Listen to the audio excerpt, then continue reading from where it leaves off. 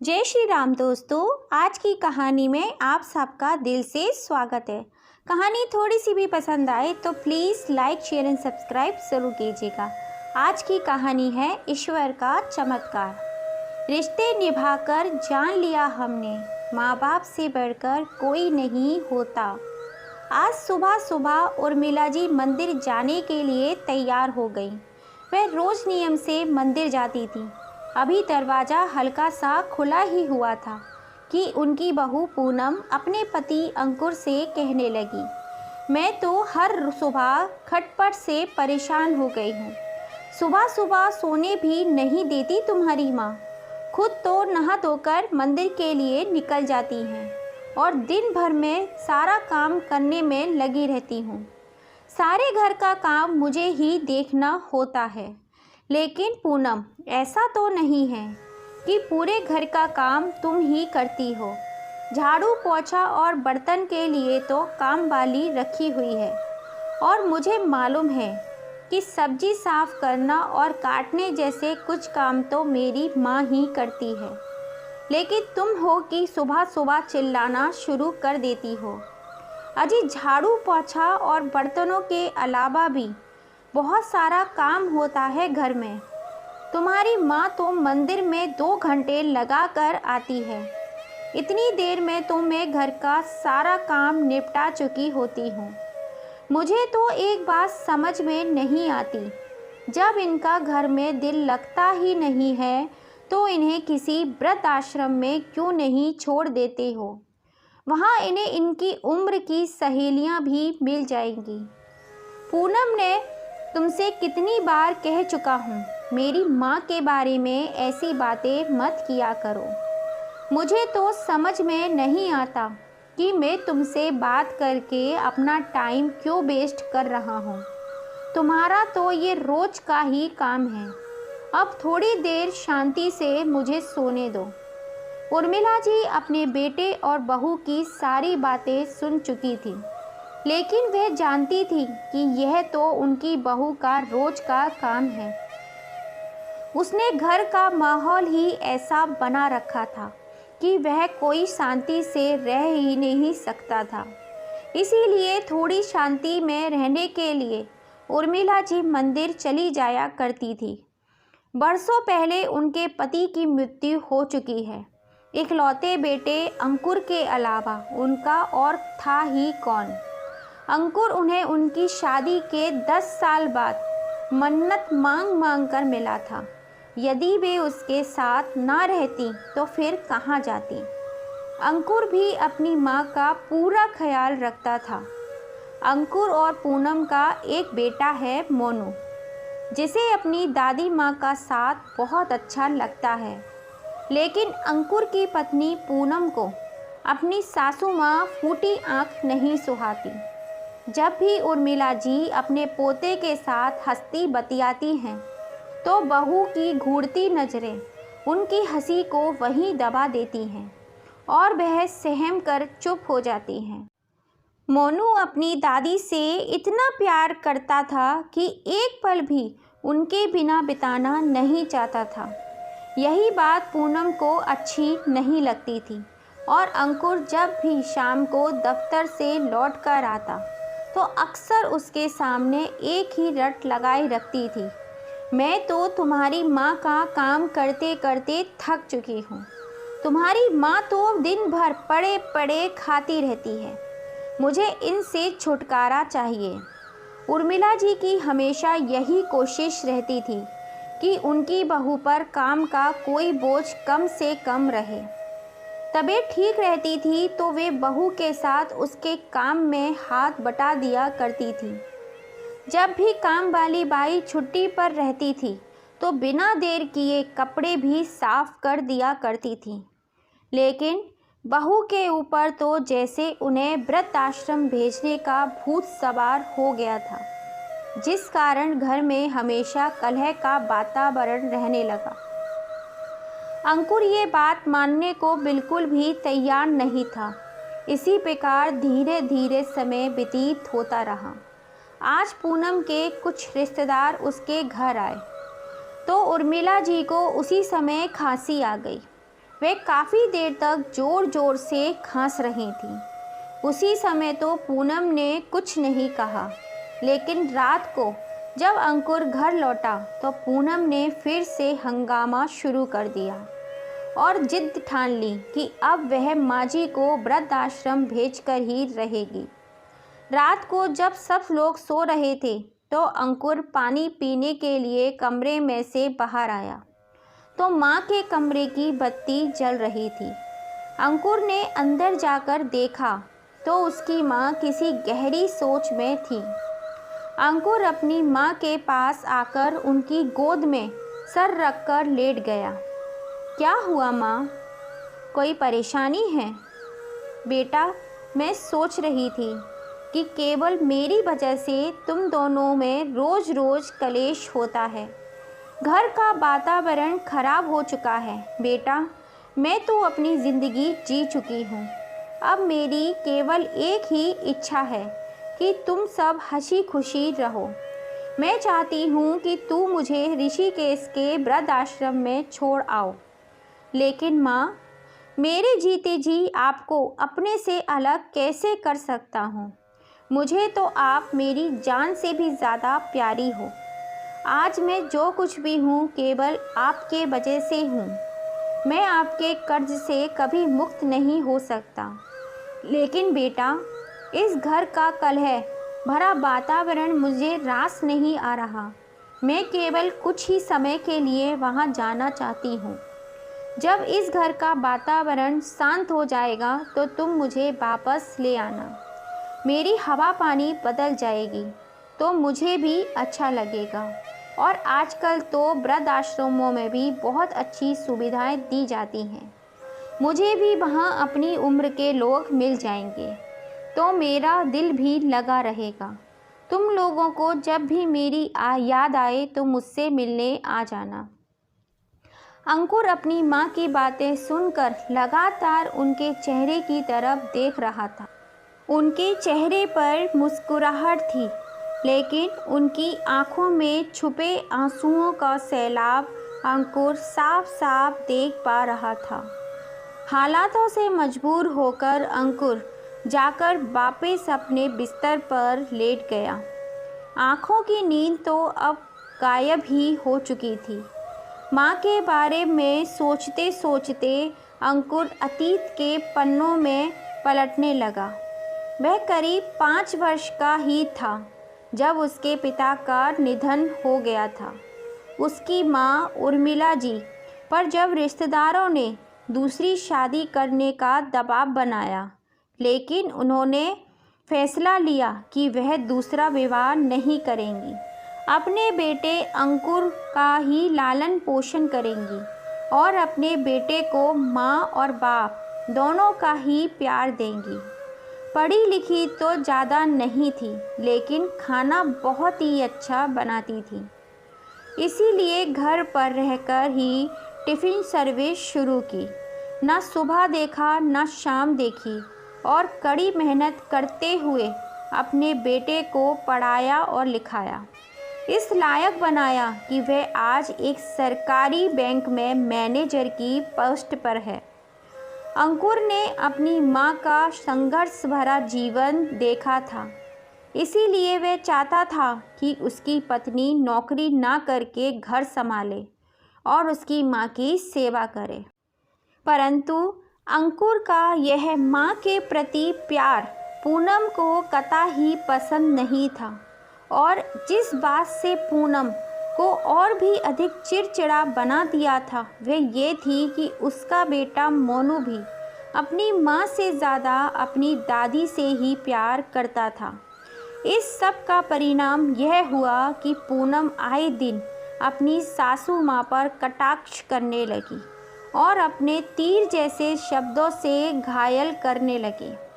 उर्मिला जी सहनशीलता की मूर्ति थी, परंतु अपनी बहू के मुख से कटाक्ष सुनते सुनते उर्मिला जी का मन भी धीरे धीरे जवाब देने लगा।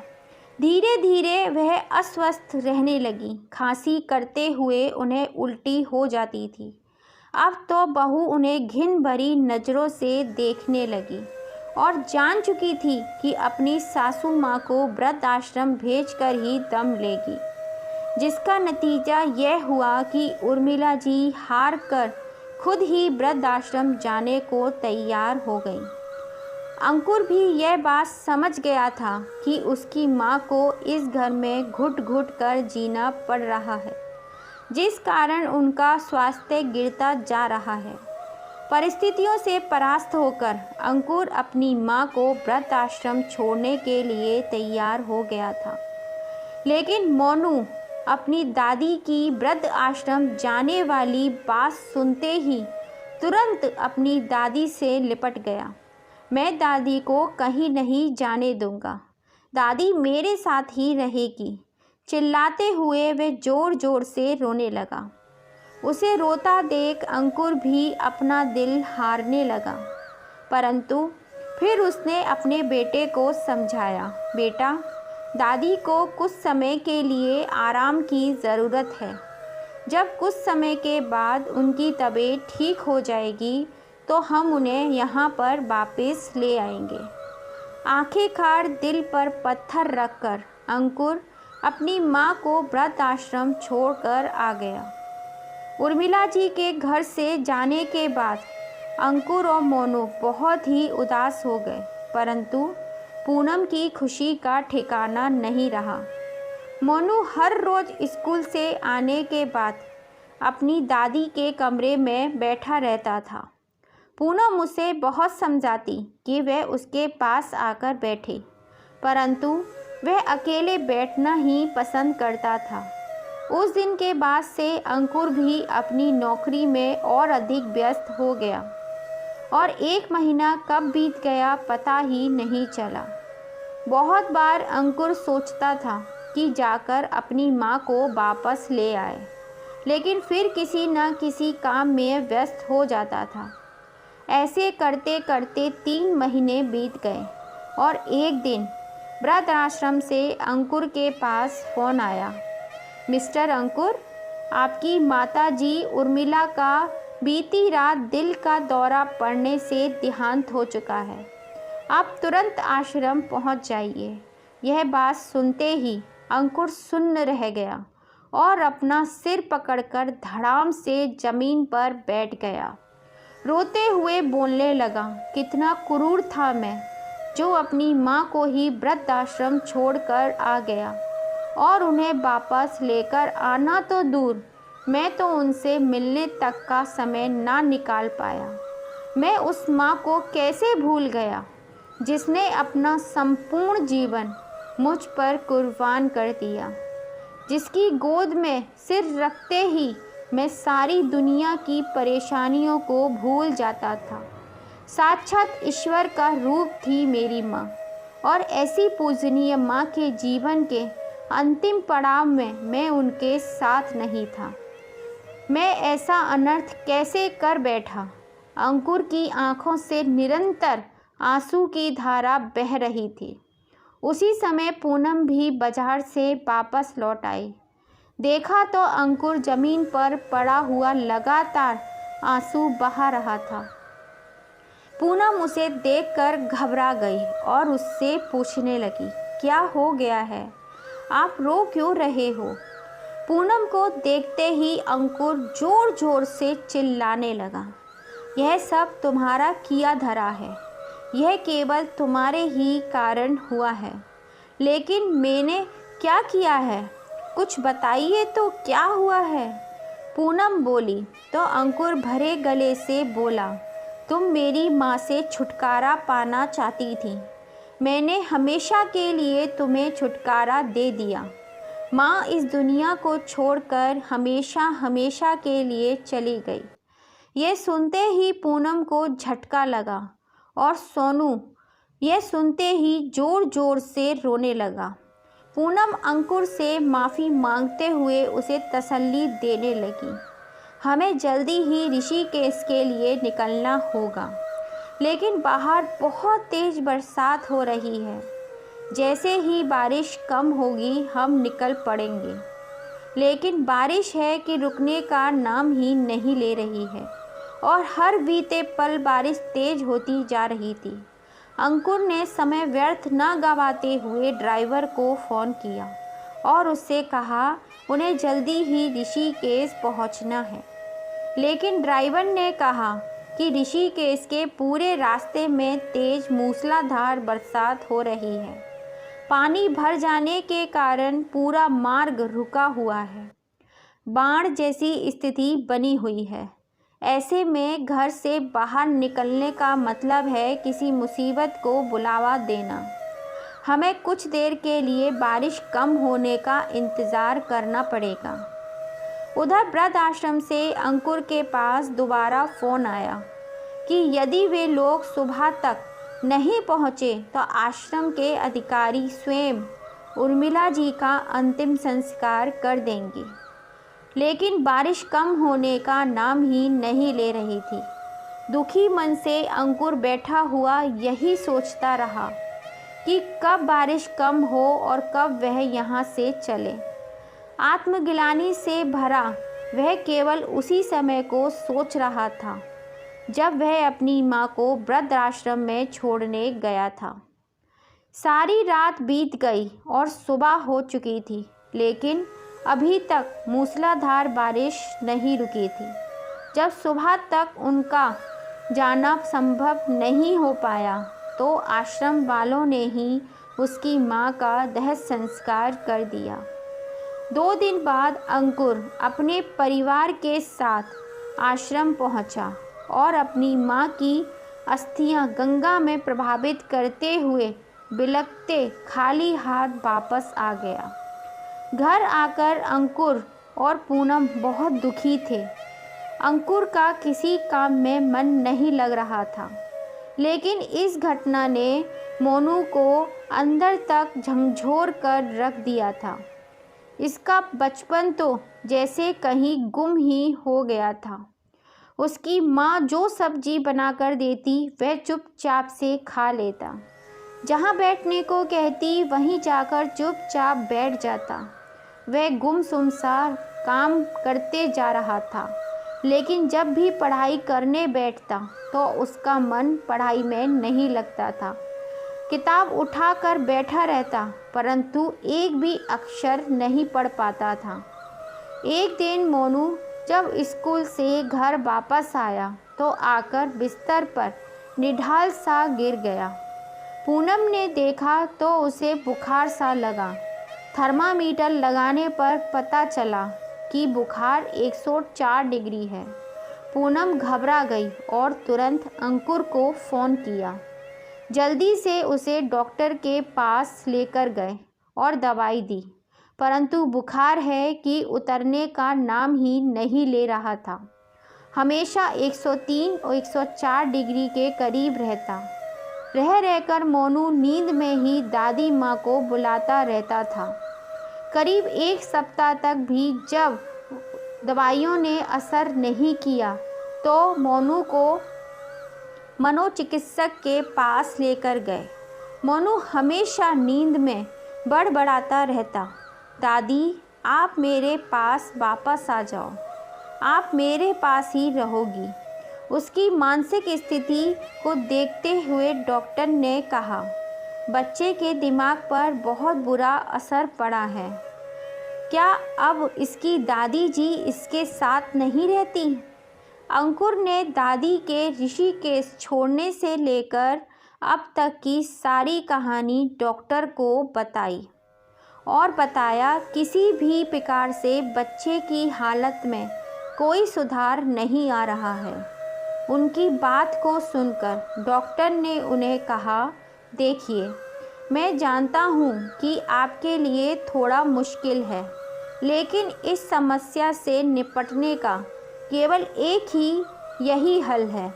आपको किसी बूढ़ी महिला को मोनू की दादी बनाकर लाना होगा और उन्हें अपने घर में रखना होगा जब तक मोनू पूरी तरह ठीक नहीं हो जाता। डॉक्टर साहब द्वारा बताई गई योजना को सुनकर अंकुर और पूनम को कुछ अटपटा सा लगा, लेकिन वे अपने बच्चे के जीवन के लिए कुछ भी कर सकते थे। काफ़ी कोशिशों के बाद भी कोई बूढ़ी महिला नहीं मिली जो मोनू की दादी बन सके। फिर पूनम ने अंकुर से कहा, क्यों ना किसी वृद्ध आश्रम से दादी जी का इंतज़ाम किया जाए। विधि का विधान तो देखिए। जो पूनम मोनू की सगी दादी को बोझ समझकर वृद्धाश्रम छोड़कर आई थी, आज वही पूनम अपने बेटे के जीवन के खातिर किसी अन्य महिला को वृद्धाश्रम से लाने को कह रही है। डॉक्टर के सहयोग से दिल्ली के एक वृद्ध आश्रम के संचालक से बात की। उन्होंने बताया कि कुछ दिन पहले ही एक बूढ़ी औरत उनके आश्रम में आई है। इनका कोई सगा संबंधी कभी मिलने नहीं आया और कुछ समय पहले उनके सिर में चोट आई थी, जिस वजह से उनकी याददाश्त जा चुकी है। वे अकेली हैं। अगर आप इन्हें घर ले जाओगे तो आपको कोई असुविधा नहीं होगी। वे बहुत ही हंसमुख हैं। अंकुर डॉक्टर साहब के साथ कांता जी से मिलने गया, जो कि दादी बन रही हैं, तो देखा कि वे बहुत मोटी हैं। उनके सिर के बाल भी छोटे थे और वह चश्मा भी लगाती हैं। उनके चेहरे पर कुछ चोट के निशान थे। वहाँ से आने के बाद अंकुर ने डॉक्टर साहब को बताया, मेरी माँ के बाल बहुत लंबे थे। वह बहुत ही पतली थी और चश्मा नहीं लगाती थी। पता नहीं मोनू उन्हें अपनी दादी मानेगा या नहीं। तो डॉक्टर साहब ने कहा, आप सब कुछ मुझ पर छोड़ दीजिए। डॉक्टर साहब ने कांता जी को अपने पास बिठाकर उन्हें मोनू से मिलवाया। मोनू ने पूछा कि आप तो भगवान के पास चली गई थी, फिर वापस कैसे आ गई और आपके बाल छोटे कैसे हो गए? आप इतनी मोटी कैसे हो गई? डॉक्टर साहब ने बताया, मोनू तुम बीमार हो ना, इसीलिए भगवान जी ने इन्हें तुम्हारे पास वापस भेज दिया है। जहाँ आश्रम में इन्होंने अपना खूब ध्यान रखा, खूब व्यायाम किया, इनकी सेहत बहुत अच्छी हो गई। इसके कारण ये मोटी हो गई। अगर तुम भी इनके साथ रहोगे तो इनके जैसे ही स्वस्थ हो जाओगे। ये बात सुनकर मोनू बहुत खुश हो गया और दादी जी के गले लग गया। फिर अपनी माँ को कहने लगा, माँ मुझे बहुत ज़ोर की भूख लगी है, जल्दी से घर चलो। मैं और दादी एक साथ मिलकर खाना खाएंगे। उसकी बात सुनकर पूनम मन ही मन बहुत ही संतुष्ट हुई, लेकिन उसकी अंतरात्मा उसे अंदर से धिक्कार रही थी कि काश वह अपनी सास के साथ ऐसा दुर्व्यवहार नहीं करती तो उसे आज ये दिन नहीं देखना पड़ता। कांता जी बहुत जल्दी ही उस घर में रच बस गई थी और मोनू भी उनके साथ बहुत जल्दी घुल मिल गया था। सब कुछ पहले जैसा होने लगा, लेकिन पूनम अब पहले जैसी नहीं रही। वह ना तो दादी जी को कोई कड़वी बात कहती और ना ही उन्हें बोझ समझती थी, बल्कि उनका पूरा ध्यान रखती। लेकिन मोनू को अपनी दादी में एक परिवर्तन नज़र आया। वह सोचने लगा कि उसकी दादी तो उसे हिंदी विषय पढ़ाती थी, लेकिन अब वह सब कुछ भूल गई हैं। अंकुर ने उसे समझाया, अब दादी जी पहले से ज़्यादा बूढ़ी हो गई हैं और इस उम्र में याददाश्त कमज़ोर हो जाती है, इसीलिए तुम्हें पढ़ा नहीं पाती हैं। फिर मोनू कहने लगा, कोई बात नहीं पापा, फिर भी मैं बहुत खुश हूँ। अब मम्मी भी दादी जी को डांटती नहीं हैं।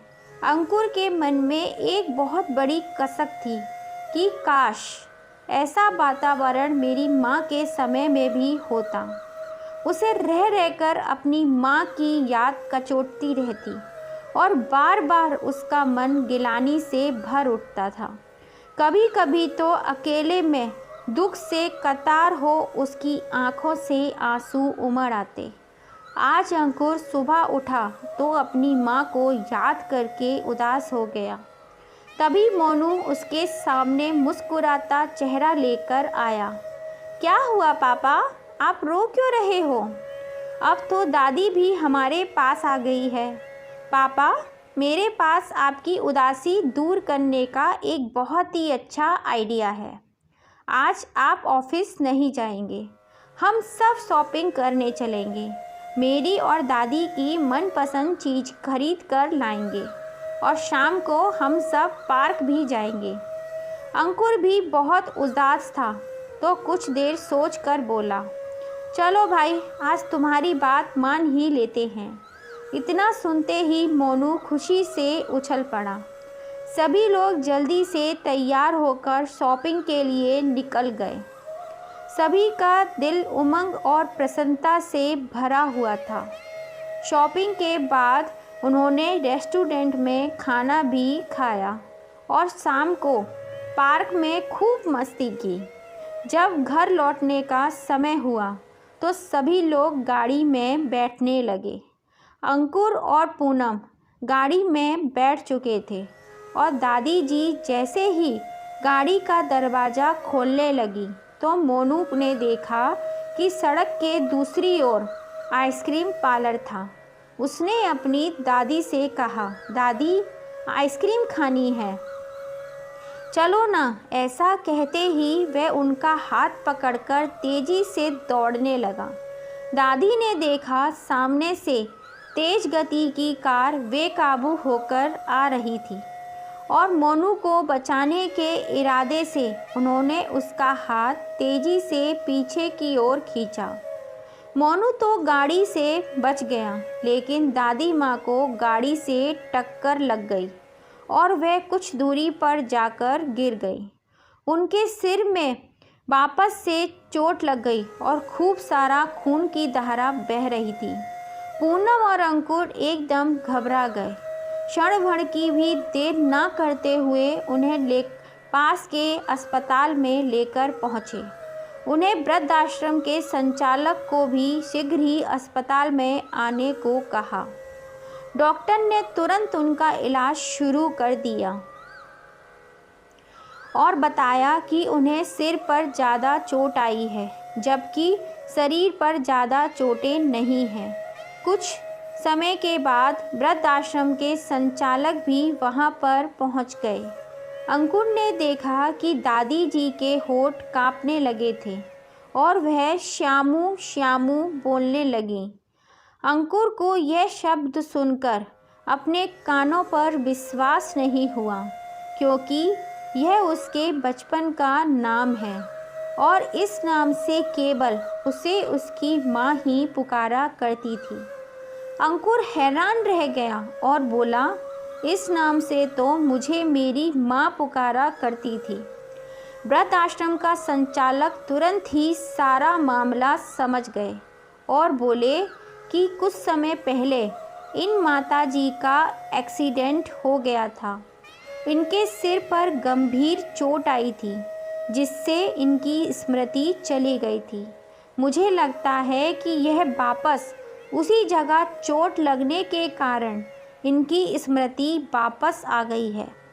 थोड़ी देर में दादी जी को होश आ गया और उन्होंने सभी घर वालों को पहचान लिया और अंकुर को देखते ही उनकी आंखों से आंसू आ गए। अंकुर तुरंत अपनी माँ से लिपट गया और रोते हुए बोला, माँ, अब हम कभी नहीं बिछड़ेंगे। मृत्यु भी हमारे प्यार के समझ हार गई, क्योंकि जिस इंसान के देह संस्कार हो चुका हो वह इंसान साक्षात जीवित सामने हो, इससे बड़ा आश्चर्य इस संसार में क्या होगा। अपने बेटे मोनू को देखकर अंकुर बोला, बेटा, तुम्हारी दादी अब बिल्कुल ठीक है। मोनू यह सुनकर खुशी के मारे उछल पड़ा और सॉरी दादी कहकर अपनी दादी से लिपट गया। पूनम भी रोते रोते सासू माँ से अपने व्यवहार के लिए क्षमा याचना करने लगी। इस करुणा दृश्य को देखकर वहाँ उपस्थित सभी लोगों का मन भर गया। सभी लोग अंकुर और उसके परिवार को खूब बधाई दे रहे थे। पूरे परिवार की खुशी का ठिकाना नहीं रहा। लेकिन हैरानी की बात तो यह थी कि आश्रम वालों से इतनी बड़ी गलती कैसे हो गई। यह जानने के लिए अंकुर ने ऋषिकेश के आश्रम में फ़ोन किया और पूरी घटना बताई और गलती कहाँ पर हुई इसकी जानकारी मांगी। तो अगले दिन संचालक ने आकर जो कुछ भी बताया वह आश्चर्यजनक था। आश्रम में उर्मिला नाम की 2 महिलाएं थीं। मृत्यु उर्मिला शर्मा की हुई थी।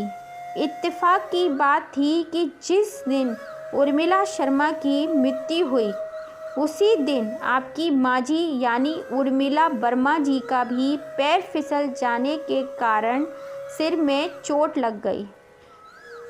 क्योंकि चोट गहरी थी इसीलिए इलाज के लिए उन्हें दिल्ली के अस्पताल में भेजा गया और इलाज के बाद उन्हें वहाँ के ही एक वृद्धाश्रम में ठहराया। उर्मिला शर्मा जी का कोई भी सगा संबंधी नहीं था और आश्रम के प्रमुख देखरेख करने वाले मिश्रा जी का तबादला हो चुका था।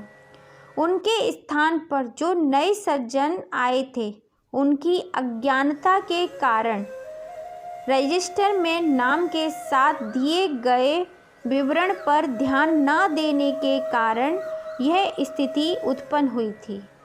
दिल्ली के वृद्ध आश्रम में आपकी माता जी कांता जी के नाम से प्रसिद्ध हो गई क्योंकि आँख खुलने के बाद उनके हमेशा मुख पे राम राम बोलती रहती थी। ठीक होने के बाद अधिक खुश रहने के कारण उनका शरीर मोटा होता गया। चेहरे पर चोट लगी थी इसीलिए चेहरे पर निशान पड़ गए। सिर में चोट लगने के कारण उनके बाल काट दिए गए। नज़र थोड़ी कमज़ोर हो गई थी इसीलिए आँखों में चश्मा लगा दिया गया।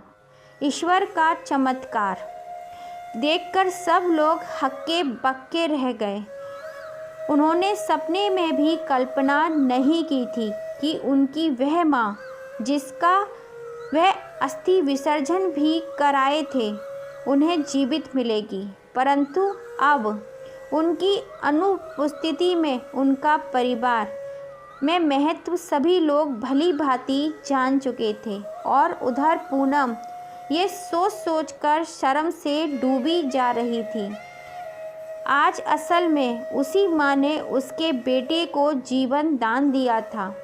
अंकुर और पूनम दोनों मन ही मन इस घटना के लिए स्वयं को दोषी मान रहे थे, परंतु दूसरी ओर उसके मन में तसल्ली थी कि आज दादी के कारण ही सही उसका बेटा मोनू उनके सामने सही सलामत खड़ा था। आज सचमुच दादी माँ और मोनू दोनों का ही पूर्व जन्म हुआ था। खून के रिश्ते कितने प्रबल होते हैं आज इस घटना ने सिद्ध कर दिया। दोस्तों, आपको ये कहानी कैसी लगी? कहानी पसंद आई हो तो अपनी राय हमें कमेंट करके ज़रूर बताना और अब तक इस चैनल को सब्सक्राइब नहीं किया है तो प्लीज़ कर लेना और पास में लगी घंटी को दबाना बिल्कुल भी मत भूलना, जिससे हम जब भी कोई नई कहानी डालें उसका नोटिफिकेशन आपको मिल सके। जय श्री राम दोस्तों, फिर मिलेंगे आपसे ऐसी ही किसी कहानी के संग। जय श्री राम, आपका दिल से धन्यवाद।